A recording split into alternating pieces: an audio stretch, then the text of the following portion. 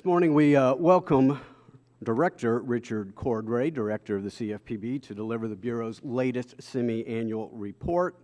Mr. Cordray, we recognize that the Bureau's latest semi-annual report may be a little bit dated due to the legal controversy that previously surrounded your appointment and thus delayed your timely appearance. Nonetheless, we welcome you today and congratulate you on your recent Senate confirmation.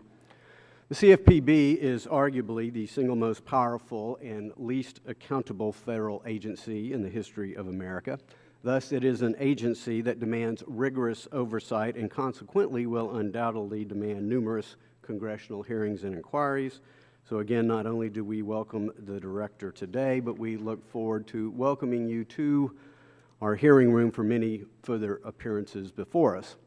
As all of us know, the CFPB was designed to operate outside the usual system of checks and balances that applies to almost every other government agency.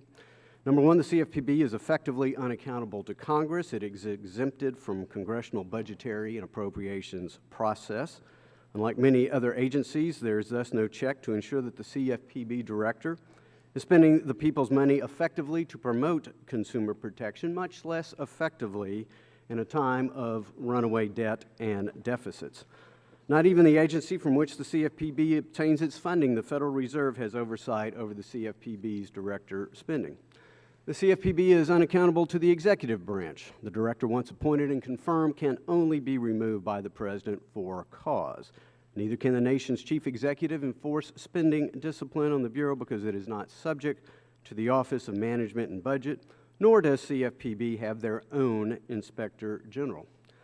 I also find it fascinating that as Syria has dominated our national consciousness, that it merely takes a majority vote of Congress to launch military action or to go to war, but it takes a supermajority vote of the Executive Branch Financial Stability Oversight Council to overturn a ruling of the CFPB, and then only if that ruling can be shown to threaten the safety and soundness of the entire U.S. financial system.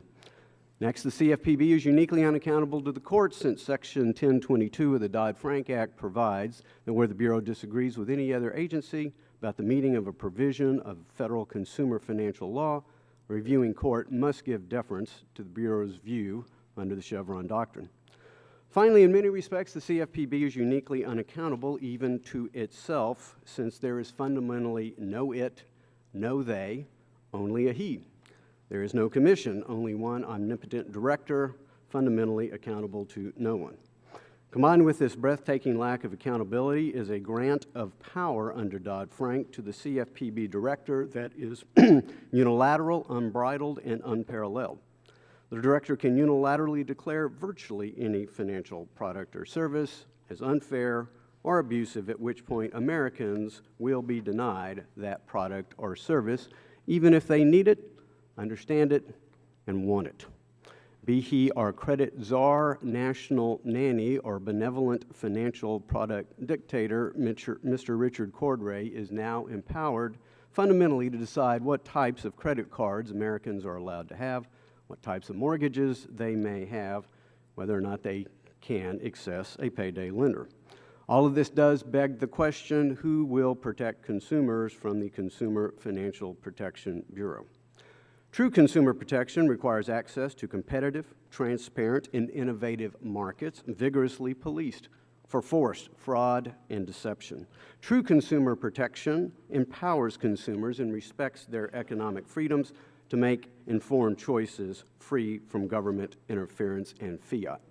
Consumer protection is not a zero-sum game where for consumers to win, producers must lose, or where borrowers can only win when lenders lose. And consumer protection is not having powerful government agencies, quote-unquote, nudge consumers to make correct choices in the belief that they are incapable of making rational decisions for themselves.